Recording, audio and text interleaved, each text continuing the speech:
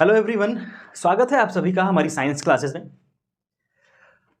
पिछले वीडियोस में कुछ पार्ट्स में हमने ऑर्गेनिक केमिस्ट्री आईयूपीएससी नेमिंग कंप्लीट की थी और हमने नेम्ड रिएक्शन की एक सीरीज स्टार्ट की थी जिसको हमने 4 पार्ट्स में अपलोड किया था। उम्मीद है जितने लोगों ने बोर्ड्स के पेपर दिए होंगे, अच्छे से देखे होंगे, तो पाया होगा हमने मैच किया है वहाँ से आपके जो बोर्ड एग्जाम है, स्पेशली सीबीएसई बोर्ड के बोर्ड एग्जाम में, उन्हीं टोटल 30 प्लस रिएक्शन से, यानी कि उन्हीं 4 वीडियो में से 12 मार्क्स के क्वेश्चन आपके एग्जामिनेशन में बोर्ड्स में आए हुए हैं। तो कृपया जो लोग अभी स्टेट बोर्ड्स या आईसीएसई बोर्ड्स में केमिस्ट्री अपीयर करने जा रहे हैं, उनके साथ शेयर करें, उस वीडियो को ज़्यादा से ज़्यादा मात्रा में दिखाएं, क्योंकि मिनिमम एटलीस्ट 10 मार्क्स वही 4 वीडियो आपके कैरी करने वाले हैं। केमिस्ट्री की जो वीडियो है रेगुलर अपडेट पे ऑर्गेनिक केमिस्ट्री हम आगे कंटिन्यू करेंगे। साथ ही आज से हम शुरू करने जा रहे हैं क्लास 12th फिजिक्स का पोर्शन। फिजिक्स हम स्टार्ट करेंगे सबसे पहले चैप्टर से। चैप्टर का नाम है इलेक्ट्रोस्टैटिक्स। एक यूनिट है electrostatic.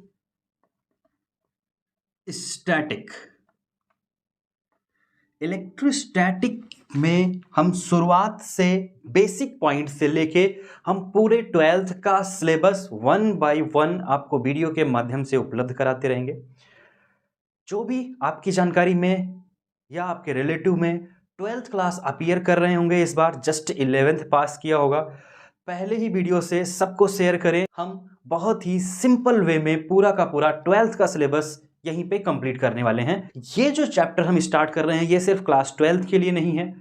NEET examination, JEE examination या एनडीए की अगर हम बात करें तो वहाँ पे भी जो फिजिक्स के क्वेश्चन आते हैं, या एयरफोर्स में या नेवी में जो आपके फिजिक्स के क्वेश्चंस आते हैं, वो सब के सब हम यहाँ पे चैप्टर के साथ साथ में प्रैक्टिस करते हुए चलेंगे।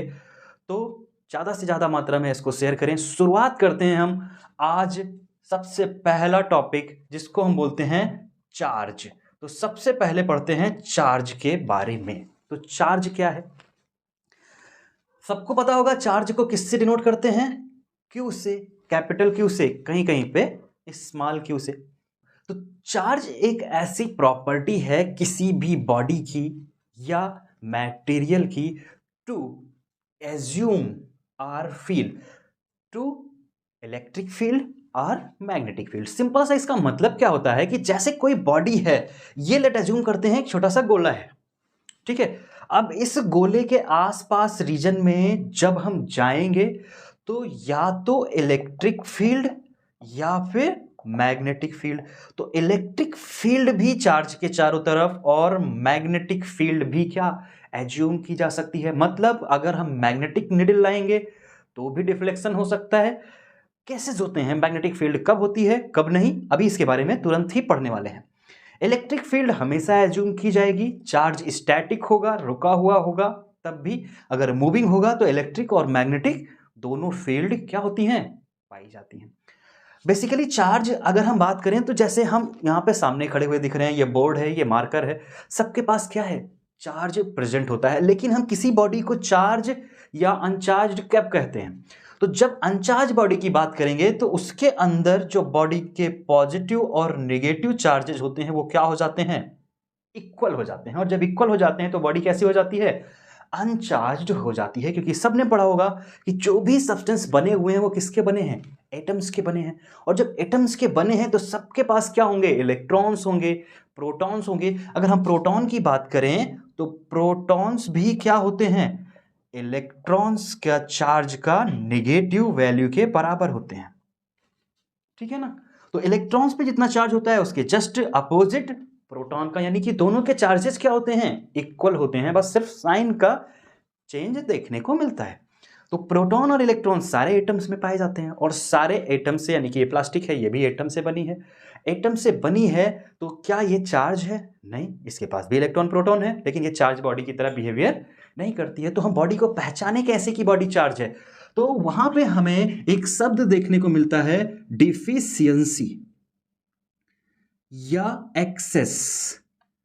अब डिफिशियंसी या excess of electron in an object. किसी भी ऑब्जेक्ट में जब हम बात करते हैं एक्सेस ऑफ इलेक्ट्रॉन की, यानी कि कंपैरिजन करते हैं किससे, प्रोटॉन से, मतलब अगर इलेक्ट्रॉन्स के नंबर प्रोटॉन के नंबर से क्या है, ज्यादा हैं, तो इलेक्ट्रॉन कैसा, निगेटिव चार्ज होता है, तो ऑब्जेक्ट कैसा हो जाएगा, निगेटिव चार्ज। कैसा चार्ज हो जाएगा, निगेटिव। अगर प्रोटॉन के नंबर ज्यादा हो जाएं इलेक्ट्रॉन से तो क्या हो जाएगा, ये पॉजिटिव चार्ज। तो चार्ज की अगर हम बात करें तो चार्ज हमने कितने टाइप के पढ़े, एक निगेटिव और एक पॉजिटिव। डिफिशियंसी होगी किसकी, इलेक्ट्रॉन्स की। अगर इलेक्ट्रॉन कम हो गए तो प्रोटॉन ज्यादा हो जाएंगे, क्योंकि दोनों इक्वल होते हैं। इलेक्ट्रॉन की कमी हुई तो प्रोटॉन ज्यादा, और प्रोटॉन ज्यादा हो जाएंगे तो क्या हो जाएगा, पॉजिटिव चार्ज हो जाएगा। देखा होगा केमिस्ट्री में आप लोगों ने, जब भी इलेक्ट्रॉन का रिमूवल होता है तो उस केस में क्या होता है, एटम के ऊपर प्लस चार्ज आ जाता है, क्योंकि प्रोटॉन ज्यादा हो जाता है, इलेक्ट्रॉन कम हो जाता है। तो ये दो टाइप देखने को मिलते हैं चार्जेस के, एक निगेटिव चार्ज और एक पॉजिटिव चार्ज। अब इनके अगर हम यूनिट्स की बात करें तो यूनिट की अगर हम बात करें तो यूनिट क्या होती है चार्ज की, सबको पता होगा, रटाए रटाए यूनिट होगी क्या, कूलम। कैपिटल सी से खोजा था कूलम नाम के साइंटिस्ट ने, इसलिए इसको क्या बोलते हैं हम, कूलम, यूनिट हो जाती है इसकी। इसके अलावा कूलम किसके बराबर हो जाता है, एम्पियर सेकंड के। एम्पियर सेकंड, एएमपी, एम्पियर लिख सकते हैं। और हम अगर इसके डायमेंशनल फार्मूला की बात करें तो डायमेंशनल फार्मूला भी यहां पे देखने को मिलता है इसका। डायमेंशनल फार्मूला क्या हो जाता है, अगर हम बात करें एम्पियर की तो करंट ए से रिप्रेजेंट की जाती है और सेकंड को टी से।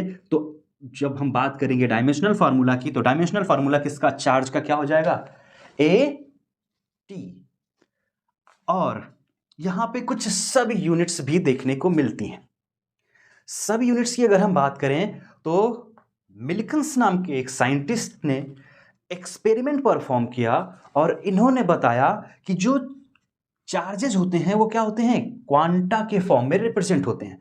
अब क्वांटा का फॉर्म क्या होता है कि मतलब जो भी चार्ज होगा वो एक यूनिट इलेक्ट्रॉन के चार्ज के बराबर होंगे।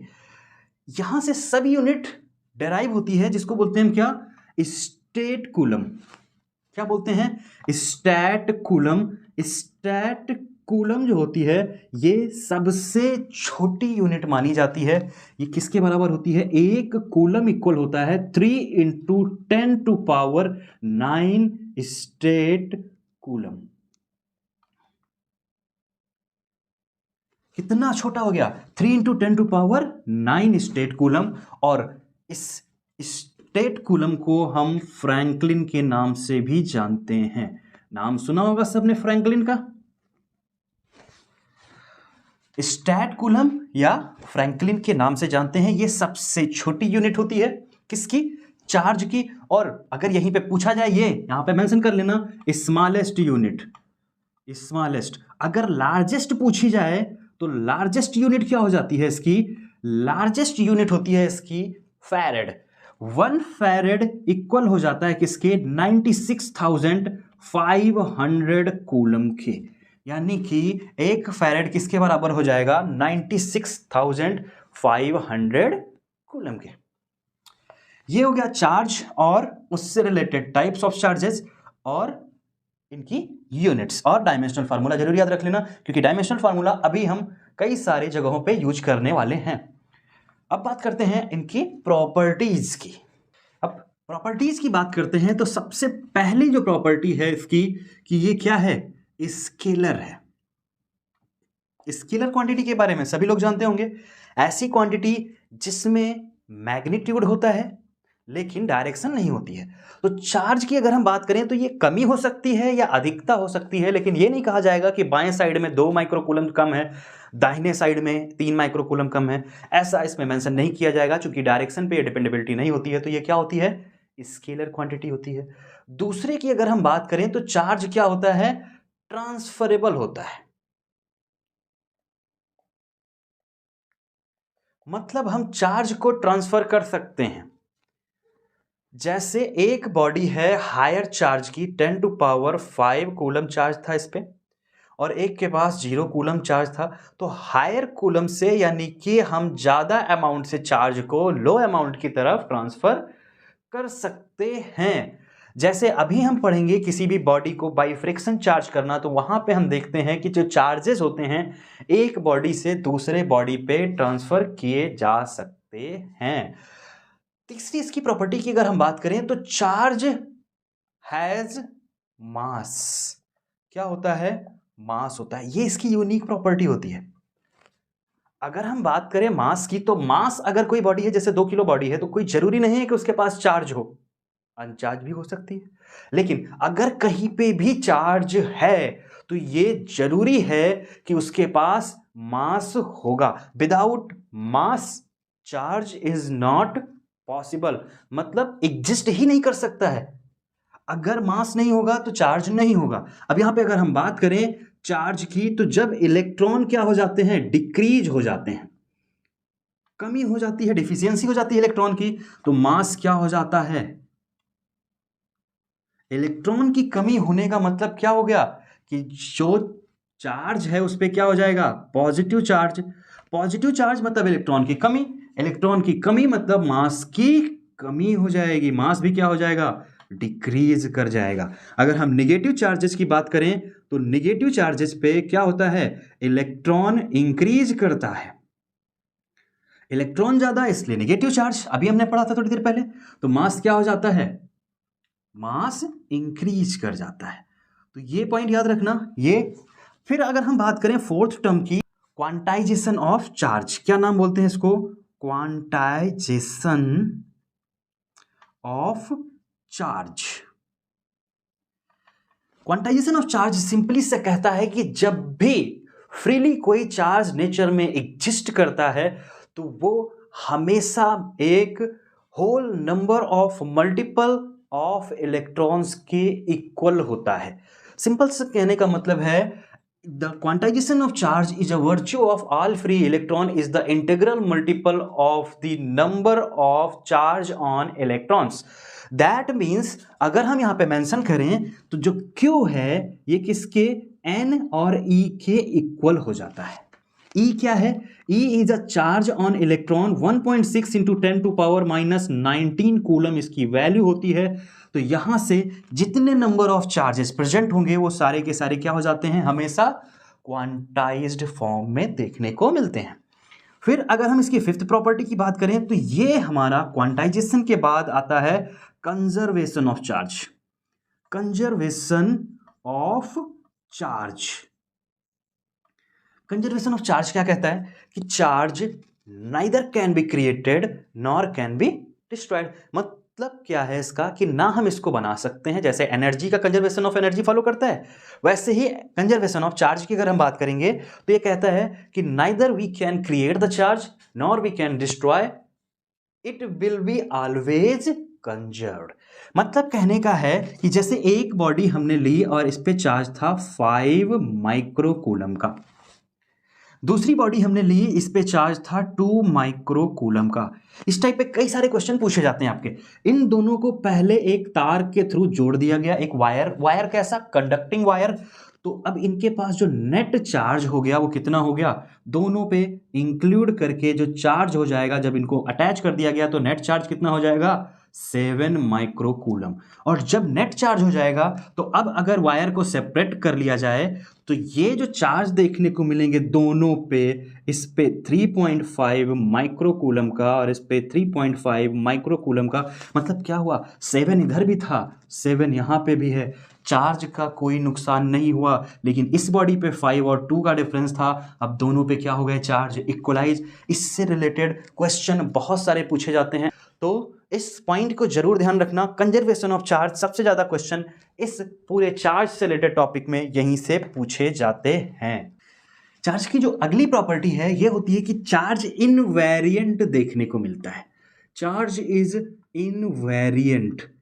इनवेरिएंट का मतलब इसमें कोई परिवर्तन नहीं होता है। मतलब क्या है कि जब भी हम चार्ज की स्पीड बढ़ाते हैं, जैसे चार्ज पहले 5 माइक्रोकूलम का था, तेजी से रिवॉल्व करने लगेगा तो क्या होगा? चार्ज की क्वांटिटी में कोई फर्क नहीं आएगा, इसका मैग्नीट्यूड सेम रहेगा, मतलब ये इनवेरिएंट होता है with the speed. Speed change करने के साथ चार्ज में कोई चेंजेस नहीं आते हैं। और अगर हम यहां पे बात करें कि केस क्या होता है, वेलोसिटी अगर हो जाए जीरो, पॉजिटिव या नेगेटिव कोई भी चार्ज हो, उसके साथ क्या होगी, इलेक्ट्रिक फील्ड पाई जाएगी। लेकिन अगर बॉडी मूव कर रही होगी, यानी कि इलेक्ट्रॉन है तो मूव कर रहा है, तो मूविंग इलेक्ट्रॉन के पास अगर v क्या हो, यहां पे अब दो टाइप की वेलोसिटी हो सकती है ना, एक तो कांस्टेंट वेलोसिटी क्या हो जाएगी, कांस्टेंट, और दूसरी वेलोसिटी की बात करेंगे तो वेरिएबल। वेरिएबल का मतलब क्या है, बॉडी एक्सिलरेट कर रही है या डिसिलरेट कर रही है। तो अगर वेलोसिटी कांस्टेंट है तो क्यों वहां पे भी प्रेजेंट होगा चार्ज, वेरिएबल वेलोसिटी में भी चार्ज होगा, क्योंकि ये वेलोसिटी चेंज होने पे चेंज नहीं होगा। लेकिन यहां पे जब चार्ज रुका हुआ है तो सिर्फ और सिर्फ इलेक्ट्रिक फील्ड वर्क करेगी। यहां पे जब बात करेंगे तो इलेक्ट्रिक फील्ड और मैग्नेटिक फील्ड, ये EF और MF समझ लेना, इलेक्ट्रिक फील्ड और मैग्नेटिक फील्ड है, ये बहुत बड़ी यूनिट, एक पूरी की पूरी टॉपिक है। इसके बारे में जब हम पढ़ेंगे तो डिटेल में नंबर्स बताते रहेंगे इनके बारे में। फिर अगर हम बात करें कोई भी वेरिएबल वेलोसिटी के साथ अगर चार्ज मूव कर रहा है तो वहां पे क्या होगा, इलेक्ट्रिक फील्ड भी होगा प्लस मैग्नेटिक फील्ड भी होगा, और प्लस में रेडिएशन एनर्जी देखने को मिलेगी। रेडिएशन एनर्जी मतलब रेडिएटेड एनर्जी देखने को मिलेगी, क्योंकि वेरिएबल डायरेक्शन में इलेक्ट्रॉन भागेंगे, और इलेक्ट्रॉन जब भागेंगे इधर उधर तो क्या होंगे, एनर्जी साथ में रेडिएट होगी, हवा में फैल जाएगी, जो हमें दिखती नहीं है, रेडिएशन में कॉस्मिक वेव के फॉर्म में नजर आती है, लेकिन वो एनर्जी यहाँ पे चार्जेस के थ्रू जनरेट हो जाती है। हम बात करते हैं किसकी, कंडक्टर की, और दूसरे में इंसुलेटर की, या इसको बोलते हैं हम क्या, नॉन कंडक्टर। इंसुलेटर को क्या बोलते हैं हम, नॉन कंडक्टर। क्या बोलते हैं इसको, नॉन कंडक्टर। नॉन कंडक्टर है मतलब क्या, इलेक्ट्रिसिटी, ये अगर हम बात करेंगे तो चार्ज कंडक्ट करता है। चार्ज कंडक्ट करने का मतलब क्या है, इसके पास जो एटम होते हैं, एटम के जो इलेक्ट्रॉन होते हैं वो लूजली बाइंड होते हैं। एटम के इलेक्ट्रॉन लूजली अगर बाइंड होंगे तो आसानी से क्या, चार्ज को अपने आर पार फ्लो करने देंगे। यहां पे क्या होते हैं, free electron on the surface, free electron present होते हैं इनसाइड द मटेरियल।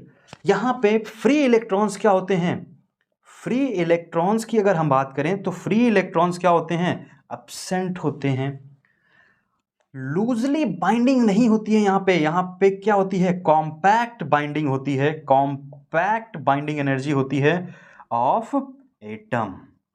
एटम की अगर हम बात करें तो यहां कॉम्पैक्ट बाइंडिंग एनर्जी होती है, यहां पे लूज बाइंडिंग एनर्जी देखने को मिलती है। यहां पे कंडक्टर पूछा जाता है तो ह्यूमन बॉडी और अर्थ सबसे सुटेबल एग्जांपल होता है कंडक्टर का, और नॉन कंडक्टर में हम प्लास्टिक और वुड की बात करते हैं। जो क्लाउड्स प्रेजेंट होते हैं सराउंडिंग में, जहां पे इलेक्ट्रिक लाइटनिंग देखने को मिलती है, लाइटनिंग एंड थंडरिंग देखने को मिलता है, वो भी किसकी वजह से, फ्रिक्शन की वजह से, चार्जिंग थ्रू द फ्रिक्शन देखने को मिलता है। इस वजह से क्लाउड्स क्या करते हैं, अलग अलग चार्ज जनरेट कर लेते हैं। तो चार्ज डिफरेंस की वजह से हायर इलेक्ट्रॉन्स यानी कि पॉजिटिव चार्जेस नीचे की तरफ मूव करते हैं चार्ज डिफरेंस की वजह से। तो प्रोसेस या फिनोमेनन जो अकर होती है इसको बोलते हैं हम क्या, लाइटनिंग। अब बात कर लेते हैं थोड़ा सा किसी बॉडी को चार्ज करने के कुछ मेथड, सबको पता होंगे, रिवाइज कर लेते हैं थोड़ा स्पीड में। अगर हम बात करें सबसे पहले मेथड की तो इसको बोलते हैं क्या, फ्रिक्शन। फ्रिक्शन का मतलब क्या होता है, जब किसी दो बॉडी को आपस में हम फ्रिक्शन कराते हैं, रगड़ते हैं, तो होता क्या है, इलेक्ट्रॉन्स एक बॉडी से दूसरे बॉडी में ट्रांसफर हो जाते हैं। जैसे एक बॉडी ये है रॉड, इसको किसी कपड़े के साथ क्या कर दिया हमने, रब किया। जब रब करेंगे तो इससे अगर इलेक्ट्रॉन्स के नंबर मूव करके इधर चले आए तो इलेक्ट्रॉन ट्रांसफर हो गए। जब इलेक्ट्रॉन ट्रांसफर हुए तो यहां पे इलेक्ट्रॉन की क्या हो गई, कमी, और जब इलेक्ट्रॉन की कमी हो जाएगी तो इसके पास पॉजिटिव इलेक्ट्रॉन्स ज्यादा हो जाएंगे, क्योंकि इसके पास प्रोटॉन के नंबर ज्यादा बचेंगे, यानी कि P ज्यादा हो जाएगा इलेक्ट्रॉन से, तो ये पॉजिटिव चार्ज हो जाएगा। इसके पास इलेक्ट्रॉन्स आए हैं तो इलेक्ट्रॉन्स ज्यादा हो जाएंगे प्रोटॉन से, तो ये क्या हो जाएगा, नेगेटिव चार्ज हो जाएगा। तो ये बॉडी कैसे नेगेटिव चार्ज की तरह बिहेव करेगी। अब कुछ एग्जांपल्स आपसे पूछे जाते हैं, जैसे अगर हम बात करें, रब करते हैं अपने कंघे बालों से, तो जब बालों में कंघे को रगड़ते हैं तो बालों से जो इलेक्ट्रॉन्स होते हैं वो ट्रांसफर होके कहां, कंघे पे आ जाते हैं। तो जैसे अगर हम बात करें कॉम्ब और हेयर्स की। इबनॉइड रॉड्स की बात करें अगर हम, इबनॉइड रॉड किससे रगड़ते हैं? फर के साथ या वूल के साथ, वूल के साथ या अंबर के साथ। उसी तरह अगर हम ग्लास रॉड की बात करें तो ग्लास रॉड जब हम रब करते हैं सिल्क के साथ, तो अब यहां पे क्या होता है, जब हम कंघे रगड़ते हैं हेयर के साथ तो हेयर से इलेक्ट्रॉन कंघे पे आते हैं, तो हेयर पे पॉजिटिव चार्ज हो जाता है और कंघे पे कैसा? Negative charge. ठीक उसी तरह एबेनाइड रॉड को जब हम फर या वूल या अंबर से रगड़ते हैं तो इन सब पे क्या होता है? इलेक्ट्रॉन ट्रांसफर कर दिया जाता है एबेनाइड रॉड पे, तो एबेनाइड रॉड कैसी हो जाती है? निगेटिव। फर, वूल या अंबर पॉजिटिव हो जाते हैं। सिल्क और ग्लास रॉड का केस अपोजिट देखने को मिलता है। ग्लास रॉड के इलेक्ट्रॉन सिल्क पे ट्रांसफर हो जाते हैं, तो यहां पे पॉजिटिव चार्जेस और यहां पे निगेटिव चार्जेस देखने को मिलते हैं। अगले मेथड की अगर हम बात करें तो इसका नाम सबने पढ़ा होगा, charging with the help of conduction method. Conduction method, conduction method में क्या होता है? We will directly connected the one charge body to the another uncharge body, जिसकी वजह से क्या होता है? दूसरी बॉडी भी क्या हो जाती है?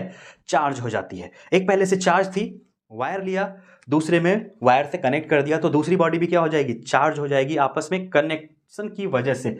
तो डायरेक्टली कांटेक्ट देखने को मिलता है इसमें, डायरेक्टली कांटेक्ट की वजह से होता है ये। अगर यहां पे बात करें तो जो चार्ज होगा बॉडी का, यानी कि अगर पॉजिटिव चार्ज बॉडी को दूसरे से टच कराएंगे तो सेम चार्ज ऑन बोथ, दोनों पे क्या हो जाएगा? सेम चार्ज देखने को मिलेगा। और जिस बॉडी को हम कनेक्ट कर रहे हैं उस बॉडी पे चार्ज कम हो जाएगा, दूसरे वाले पे चार्ज बढ़ जाएगा। तो चार्ज यहां पे क्या हो जाते हैं? ट्रांसफर देखने को मिलते हैं।